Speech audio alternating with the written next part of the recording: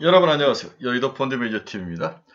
오늘은 이제 늪속에 빠진 종목 중에서 우리가 또 한 종목 있죠. 포스코 케미칼. 네, 포스코 케미칼 늪속에 빠졌죠. 에코프로 BM이나 NAF처럼 똑같이 이제 상승하지도 못하고 늪속에 빠진 종목이 대표적인 게 이제 포스코 케미칼인데, 많은 분들이 포스코 케미칼에 대해서 좋은 그러한 예상을 하고 있다가 얻어맞은 케이스죠. 저도 우리 유료카페 친구들에게 포스코케미칼 15만 원까지 강력 추천을 했다가 늪속에 빠진 후 그냥 내팽개쳐 버렸는데, 오늘은 한 번 정도는 좀 짚어줘야 될 것 같아요. 2차 전지에 대해서 제가 스터디 모임 1월, 2월 두 번 하면서 지속적으로 2차 전지는 꺾였다.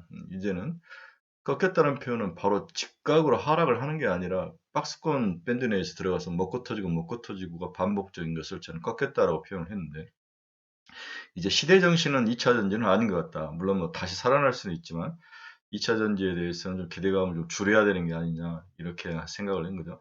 그 대표적인 것이 이제 우리 테슬라가 이제 꺾였다. 첫째는 1000달러가 자주 무너지고, 그 다음에 2차 전지에 대해서 전기차에 대해서 경쟁자들이 많이 나타나고, 그 다음에 그 경쟁자들이 강력한 힘을 가지고 있고, 그 다음에 수익 내기가 굉장히 힘들 것이다.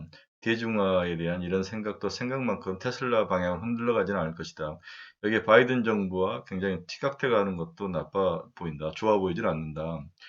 여기에 이제 우주라든지 항공, 뭐 로봇 이런 쪽으로 이제 앨런 머스크에 관심이 가 있는 것 같다.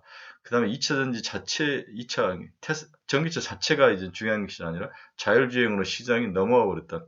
자율주행에 넘어왔는데도 테슬라는 또 강력한 도전자를 맞이할 것이다. 그렇죠? 네, 인텔과 같은 그러한 기업들, 모비라이, 인텔, 뭐 다음에 애플카 뭐 이런 것들이 시장에서 대기하고 있기 때문에 쉬워보질 않는다. 그렇죠? 네, 옛날에 독주했던 시대, 그 희소 가치가 시장을 크게 리딩했던 시대 정신이 이제 꺾였다고 보는 거죠. 그런 면에서 2차 전지들이 지금 다 박스권 안에 들어와서 박스권 하단에서 움직이는데, 이 포스코 케미칼은 여러 가지 원인적으로 봐도 크게 올라가지 못하고 꺾여버린 상황인데, 여기에 대해서 많은 그 늪속에 빠져 있는 우리 친구분들이 나름대로 향후 어떻게 할 것인가, 여기에 대한 나름대로의 어떤 방안을 내야 되겠다는 생각이 들어서 오늘은 포스코 케미칼을 들고 나와 봤습니다. 네, 구독, 좋아요 많이 눌러주십시오. 결론부터 봅시다. 향후 투자 계획은 양극재의 경우 후방산업 내지와 원료인 전구체 투자, 그룹사의 히토리 확보, 응급제의 경우 제품 고도화, 저팽창 천연 흑연 개발, 인조 우견, 실리콘 첨가제 등 개발로 동사의 미래 계획은 잡혀 있습니다. 양적 성장에 이어 질적 성장까지 확보하기 위한 로드맵은 이미 마련 중이죠. 그러나 장기적으로 변화와 상승이 전망되나 단기적으로는 늪속에서 계속 헤맬 거로 보이고 있습니다. 그 이유는 뒤에 나름대로 한번 정리를 해드릴게요. 지금 11만 원대인데 12만 원 정도 수준에 오면은 50% 정도는 덜어내야 되는 게 아닌가, 그렇게 생각을 해보죠. 2차 전지 자체의 성장 동력에 한물 꺾인 것도 악영향을 미치고 있는 것으로 저는 개인적으로 크게 이렇게 보고 있습니다. 일단 11만 원대는 바닥으로 보고 있고요. 네. 근데 상승 바닥으로 와 있는 종목이 지금 한두 개가 아니기 때문에 매력이 없는 거죠. 얘만 바닥에 있는 게 아니라 거의 모든 종목들이 다 바닥에 와 있기 때문에, 바닥 중에서도 얘가 상승할 수 있는 그 각도의 문제인데 거기에 대한 확신이 없는 거죠. 그렇기 때문에 매력이 없어 보이는데, 일단 12만 원까지 치고 올라오면 줄이는 게 맞다. 이렇게 단순하게 결론을 내볼 수 있습니다. 동사의 주가 추이를 한번 봅시다. 18만 원대까지 올라갔던 게 지금 11만 원대에 와 있는 거죠. 네. 거의 뭐 한 50% 가까이 빠져 있는, 50%한 30% 정도 빠져 있는, 40% 정도. 시가총액은 8조 정도, 8조 7천억까지 빠져 있는 모습입니다. 하지만 여러 번 이야기했죠. 이런 종목이 한두 종목이 아니라는 거죠. 그렇죠? 그렇기 때문에 매력이 없는 겁니다. 동사의 수급 추이를 보면은 기관 투자가들은 바닥에서 조금씩 사는 것 같아요. 외국인도 뭐 조금씩 사는 모습이 나타나 있고, 하지만 무겁게 움직인다. 개인들이 여기에 대해서 뭔가 올인을 하지 않는 그러한 모습이 보이고 있는 것들이 단점으로 보여집니다. 동사에 대해서 너무나 잘 알지만 동사는 어떤 기업인가 한번 간단하게 요약 정리를 해보겠습니다. 동사의 사업부는 크게 세 개의 사업부로 나눠지죠. 뇌화물을 만드는 사업부가 전체 매출액의 23.3%, 그 다음 라임과 화성본부로 되어 있는 화학 어떤 제품을 만드는 데가 33.2%, 그 다음에 에너지 부분, 양극재, 음극재, 전구체를 만드는 부분이 43.5% 이렇게 세 개의 사업분으로 이렇게 나눠지죠. 그렇죠? 그 다음에 자회사 PSM틱이 또 상당히 동사의 연결로 중요한 역할을 하고 있는데 내화물 사업부가 어떻고 라임 화성 본부는 뭘 하고 다음에 전구체는 뭔가 이런 것들을 한번 간단하게 또 정리를 해드리겠습니다. 먼저 동사는 이제 출발 자체가 포스코의 반개 이제 직계 기업으로 포스코를 돕기 위한 그러한 관련된 제품을 만드는 기업을 출발을 했기 때문에 포스코 그룹 내에서 주력일 수는 없죠. 반대로 이제 현재 2차 전지가 상승을 하면서 새롭게 소재상으로 올라오는 것은 인정을 하는데 포스코 그룹 자체가 지금 이제 뭐 아시다시피 지주사로 전환하는 큰 어떤 문제, 물적 분할 문제 이런 것들이 있기 때문에 동사 같은 자회사의 미래 비전이라든지 이런 것들에 대해서 뭔가 확 밀어붙이고 끌고 올라갈 그러한 확률은 낮아 보이죠. 그래서 시가에서 매력이 없어 보이는 그러한 상태라고 볼 수 있습니다. 먼저 동사의 큰 사업분인 뇌화물이라는 화학 사업 비즈니스가 있는데 고온에서도 화학적 성질과 강도를 유지하는 뇌화물은 제철소 용광로, 석유화학 플랜트와 같은 산업 설비의 기초 소재로 모든 산업의 바탕이 된다. 그러니까 제철소를 만들기 위해서는 벽이라든지 안에 이제 용광로라든지 모든 것들을 기존의 어떤 벽돌과 다른 화합물을 만들어서 그것을 장착을 해야 되죠. 네. 이런 소재에 사용되는 게 뇌화물이라고 합니다. 두 번째, 생석회, 영어로 라임이라고 할 수 있는데, 석회석을 고온에서 가공하면 소성한다고 하는데, 생석회가 생기는데, 예, 그런 것을 라임이라고 하는데, 제철 공정에서 불순물을 제거하고, 네, 불순물을 제거하고, 제철 공정에서 반응도를 높이는 부원료로 활용되는 거죠. 그렇죠? 네, 여기에 생석회를 부어 넣는 거죠. 제철소, 고온 물 속에. 네. 그래서 불순물을 제거하게 하고 또 반응도를 높이는 어떤 첨가제와 같은 철강 산업에 사용되는 게 생석회, 영어로 라임이라고 합니다. 또한 우리가 이제 전구체라는 것을 이 회사가 생산되는데 이 전구체는 두 가지가 있죠. 우리가 반도체에서 사용되는 전구체가 있고 또 2차 전지에서 사용되는 전구체 이게 두 가지인데 전구체는 결국 유기금속 화합물질을 말하는 거예요. 유기금속 화합물질. 우리 반도체 전구체는 이제 증착 공정에서 많이 사용되는데 반도체에서는 어떤 반응기라는 큰 어떤 그 뭐라 그럴까 기기 안에 여러 종류의 반응 기체를 집어넣습니다. 그럼 반응기 내 화학 반응이 일어나면서 웨이퍼 위에 다양한 물질을 증착시키는데 여기에 들어가는 이러한 어떤 그 유기금속 화학 물질 증착을 시키는데 웨이퍼에 증착을 시키는데 여기에 들어가는 화학 물질 전 단계, 화학 물질 전 단계를 우리가 프리커서 전구체라고 부르죠. 그러면 2차 전지 산업에서 전구체는 어떤 의미냐? 니켈, 코발트, 망간, 알루미늄 등의 다양한 메탈로 구성되는 양극재의 전물질, 그렇죠? 양극재가 만들어지는 니켈, 코발트, 망간, 알루미늄 이런 것들이 섞여 있는데 이 물질의 2차 전지 특성으로 결정을 되는데 리튬과 결합하여 양극재 완성되는 그 전 단계, 그렇죠? 양극재의 전 단계 물질을 전구체라고 해요. 이게 만들어져야 양극재를 만드는 거죠, 그렇죠? 네, 에코프로 BM도 전구체를 만든 자회사가 있더라고요. 네, 또 동사의 자회사 중에 PMC텍이라는 회사가 있는데 뒤에도 설명해 있지만 콜타르라는 것을 만드는데 콜타르는 산소를 고온에서 가열했을 때 부산물로 발생하는 오일분으로 제철용 코코스 제조 과정의 부산물로서 얻어집니다.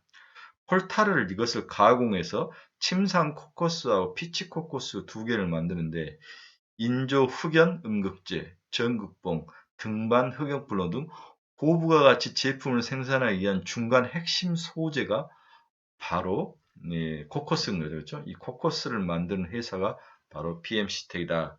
이렇게 예상을 해볼 수 있습니다.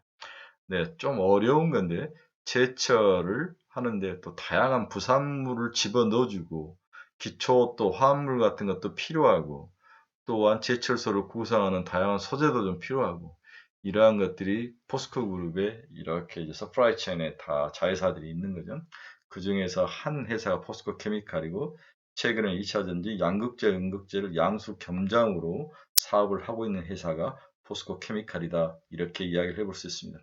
그러면 앞에서도 이야기했지만 동사는 여러분이 말씀하셨다시피 사업부가 세 개가 이루어질 때 어느 하나가 우수하다고 동사의 수익을 끌고 올라가진 않겠죠. 이런 면들이 동사의 레버리지를 크게 약화시키는 것 같아요. 약간 삼성전자와 같은 거죠. 그러나 2차 전지 중에서 양극재, 음극재를 음극재로 하는 에코프로비엠과 LNF와 좀 다른 거죠. 약간 걔들은 SK 하이닉스와 같은 느낌이고, 이러한 차이점들이 같은 양극재, 음극재를 하더라도 시장에서 어떤 그 밸류에이션 제대로 받는지, 또 매력도가 있는 건지 시장 인정해주는 이런 차이점이 있는 것 같습니다. 하려면 하나만 하지, 이것저것 또 철강 관련된 문구를 다 한꺼번에 하기 때문에 매력이 없는 거죠. 이것저것 다 하는 거죠. 그렇죠? 이런 것들이 포스코 케미칼의 가장 큰 약점이라고 볼 수가 있을 것 같습니다. 자, 먼저 우리가 포스코 케미칼은 반드시 에코프로 BM과 LNF와 함께 놓고 봐야 되는데, 어, 지난주 금요일 이제 시가총액을 보면 포스코 케미칼은 8.8조, 에코프로 BM도 8조 6조까지 빠졌죠. 10조가 넘었다. LNF도 6.7조, 그렇죠? 매출액은 2.332조가 2022년 올해 전망 2.3조, 에코프로 BM은 3조, LNF는 2.7조 정도 예상이 되죠. 매출액은 에코프로 BM이 제일 크고 LNF, 포스코 케미칼이. 영업이익은 뭐 올해 한 1,400억 정도, 에코프로 BM은 2,600억 정도, LNF는 한 2천억 정도, 이 정도 영업이익을 내죠. 세계 회사에서 포스코 케미칼이 제일 약한 모습을 보였습니다. 마음대로 퍼는 올해 한 45배, 에코프로비엠은 40배, LNF는 48배로 밸류에이션도 좀 높죠? 그렇죠? 네. 이러한 약점들을 가지고 있다고 볼 수 있습니다. 지난 1월 기준, 1월 말 기준으로 이제 글로벌 피어 그룹들이 있죠. 네, 유미코라든지, 네, 벨기에 유미코와 다음에 중국의 SMM, 닝보샨샨 이런 기업들이 있는데, 이런 기업들과 한번 비교를 해서 2022년을 한번 보면, 퍼는 아까 했으니까 유미코가 15.1배밖에 안 돼요. 그렇죠? 네. SMM은 9.8배, 닝보샨산은 19.4배. 이렇게 외국계 기업들의 퍼가 우리나라 기업들에 비해서 낮는 거죠. 그 이유는 얘들은 전부 이제 주로 중국에 많이 이제 몰려있던 그러한 단점 때문에 글로벌화 되지 않았기 때문에 이제 퍼를 높게 주지 않는데, 반대로 우리나라 기업들은 미국이란 유럽 전 시장을 다 커버하기 때문에 예, 퍼를 많이 주고 있는데, 이게 이제 수익이 바탕이 안 되면 언젠간 다시 내려오겠죠. 이제는 뭐 고성장의 영역을 벗어난 거죠. 초기 단계 시장 전체 마켓 시어가 전기차가 10%를 넘어가면서부터는 그렇게 높은 밸류를 주기가 힘든 그러한 상황이다 볼 수 있을 것 같습니다. 또한 이제 ROE 측면에서도 포스코 케미칼 6.7배밖에 안 돼요. 그렇죠? 에코프로비엔 20배, 20%가 넘어가고 있죠. 그렇죠? 네. 이런 면에서 에코프로비엔과 LNF는 수익성은 좋은 것 같아요. 그렇죠? 공장을 과감하게 투자하고 레버리지가 크기 때문에 하나만 하는 거지, 양극재 하나만 하기 때문에. 그러나 포스코 케미칼 이것저것 다 하는 것 때문에 ROE도 낮고, 유미코아나 중국의 SMN, 닝보샨샨보다도 ROE가 낮는 그러한 모습들이 동사의 매력을 깎아먹는, 희석시키는 그러한 요인이라고 볼 수 있습니다. 동사의 최근 주가 하락 원인을 다시 한번 알아봅시다. 실적이 좋지 않았어요. 4분기에 음극재가 문제가 발생을 했는데, 4분기 연결 실적은 매출액 5,373억 원, 영업이익은 205억 원이 났는데 실적이 예상을 하회했죠. 매출액이 3분기 연속 사상 최고치를 기록하여 매출액은 예상치를 부합했지만 영업이익은 시장 추정이 355억이었는데 컨센서스를 하회하면서 337억으로 하회를 했다는 거죠. 그렇죠? 네. 동사가 이렇게 이 시장 예상을 하고 있는 영업이익을 하회하면서 나타난 이유를 보면, 첫째는 차량용 반도체 부족에 따라서 전기차 생산에 차질이 생긴 거죠. 그렇죠. 음극재 매출액이 363억 원으로 2개 분기 연속 예상보다 부진을 했죠. YoY로 마이너스 32%는 하락을 했습니다. 매출액 대비 영업이익의 하락폭이 컸던 이유는 철강 본업 대비 마진이 높은 응급제 영향이 더 컸죠. 철강은 수익이 별로 안 나죠. 당연히 포스코가 관리를 하고 있기 때문에 응급제 등에서 수익이 많이 나는데 여기서 수익이 안 났다는 거죠. 응급제가 전기차의 차량 반도체 부족으로 많이 팔리지 않았습니다. 음극재는 양극재와 달리 다양한 차종에 탑재되어 있어서 생산 차질의 영향을 크게 받는다는 거죠. 그렇죠? 차종이 여러 가지 음극재, 전기차 차종에, 양극재는 다 이제 선수들이 1대1로 매치가 되는데 음극재는 여기 전기차 저기 전기차 다 들어갈 수 있는데, 전기차들이 반도체 부족으로 생산이 좀 줄면서 음극재 쪽에서 타격이 동사 영업 실적에 마이너스 요인으로 작용을 했다. 이렇게 요약 정리를 해볼 수 있습니다. 두 번째로 실적이 안 나온 것은 전구체 관련 일회성 재고평가 손실이 발생했다는 거죠. 특정 수요처와 바인드 계약을 통해서 양극재 매출액이 1838억 원, 성장세가 이어졌지만 32억 원은 전구체 관련 일회성 재고평가 손실이 발생을 한 거죠. 그래서 수익성이 예상보다 부진을 한 것으로 나타나고 있습니다. 전구체를 많이 생산했는데 잘 안 팔렸다는 걸 볼 수 있는 거죠. 여기에 대해서 재고평가에 대해서 손실을 떨었다는 겁니다. 세 번째는 철강주용 산업은 유가 강세로 화성 산업의 양호한 실적이 이어졌으나 내화물과 석회 산업 등은 연말 비용 반영 뉴스에 따라서 상분기보다 수익성이 다소 하락했습니다. 생석회 산업이 연말에 가서 비용을 떨었다는 거죠. 네 번째로 지분법 적용으로 들어온 자회사 PMC텍 있죠. 제가 아까 이야기했죠. PMC텍이 4분기 매출액이 603억 원으로 증가했음에도 불구하고 연말에 비용 반영이 이슈로 들어오면서 영업이익이 78억 원으로 예상보다 부진을 한 모습이 나타났습니다. 자회사 PMC텍이 영업이익이 비용 반영으로 4분기 안 좋았다. 다섯 번째로 이게 좀 컸던 것 같은데 양극재, 음극재 캐파 증설이 지연될 가능성, 이 부분을 크게 본 애널리스트도 있었습니다. 2023년 양극재, 음극재 캐파 증설 계획 일부를 2024년으로 변경하면서 23년가가 2024년으로 연기되는 거죠. 2024년 영업이익 추정치가 하향 전망되면서 동사의 미래 먹거리에 대해서도 좀 불안한 모습을 그대로 보여줬습니다. 구체적으로 양극재 캐파는 2023년 19만 톤을 예상했으나 해외 공장에 대한 계획을 15만 톤으로 변경된 거죠. 4만 톤이 줄었죠. 음극재도 천연과 인조 후견 음극재를 다 포함을 해도 캐파는 2023년 9만 5천 톤에서 8만 9천 톤으로 소폭 하락한 거죠. 그렇죠? 그래서 양극재와 음극재의 생산 계획에 차질이 생기면 당연히 미래 먹거리에 대해서 불안하게 보는 게 시장이지 않습니까? 이런 것들이 동사의 주가 하락의 원인으로 작용한 게 아니냐 이렇게 예상을 해볼 수 있습니다. 동사가 직접 발표한 분기 실적 자료를 해서 뜯어서 보면 양극재 주요 해외 파트너는 얼티미엄 있죠? 얼티미엄. 광양에서 만든 3, 4단계 제품이 공급될 예정이죠? 3단계, 4단계 생산 능력 3만 톤, 3만 톤. 이게 얼티미엄 셀즈로 들어가는 거죠. GM과 LG에너지 솔루션의 GM, 북미 지역 양극재 조인트 벤처 협상을 하고 있다. GM과 북미 지역에서 양극재 조인트 벤처 협상을 하고 있다. 이게 이제 올 1분기에 나올 수 있다. 이런 가정이 나오는데 시장에서 이제 긍정적인 요인으로 작용을 하는데 과연 GM과 북미 시장에서 조인트 벤처가 정말 실행이 될 수 있는 건지 한번 지켜봐야 될 것 같습니다. 중국의 화유 코발트하고 중국 전구체의 3만 톤, 양극재 3만 톤, 화유 코발트와 함께 같이 생산을 할 계획을 가지고 있습니다. 또 모로우라고 북유럽 지역의 양극재 개발 관련해서 모로라는 회사하고 MOU를 체결하는 나름대로의 뭐 좋은 면도 있습니다. 그렇죠? 해외 파트너가 그렇죠. 자, 음극재 면에서 인조 후견 신규 투자를 하고 예정입니다. 포항에서 연산 16,000톤 정도 그렇죠? 1차 8,000톤, 2차 8,000톤. 중국의 인조 후견 업체의 지분을 인수를 했습니다. 2021년 11월에 신우어란 사회에서 15% 지분을 인수했죠. 국내 배터리 대상 독점 판매권을 확보를 하고 있습니다. 이렇게 나름대로 장점은 있는 이런 것들이 다 묻히면서 동사가 얻어맞았는 게 아닌가 그런 생각이 듭니다. 2020년에서 21년 양극재는 매출액은 92% YY로 음극재가 4.5% 감소를 하면서 충격이 좀 있었던 게 아닌가 이것을 우리가 그래프로 볼 수 있을 것 같습니다. 다음에 이제 동사의 주요 자회사 중에 PMC텍이라고 침상 코커스를 만든다 그랬죠. 이 침상 코커스를 철을 만들 때 집어넣으면 여러 가지 부산물 중에서 철이 더 좋은 성분의 철을 만들 수 있고 여러 가지 불순물을 제거하는 그러한 장치를 만드는데 이 침상 코커스를 만든 세계적인 기업인데 이게 자회사로서 연결로 잡히는데 2021년 매출액이 1724억 그렇죠. 영업이익률은 22.1% 영업이익은 올랐습니다. 그렇죠.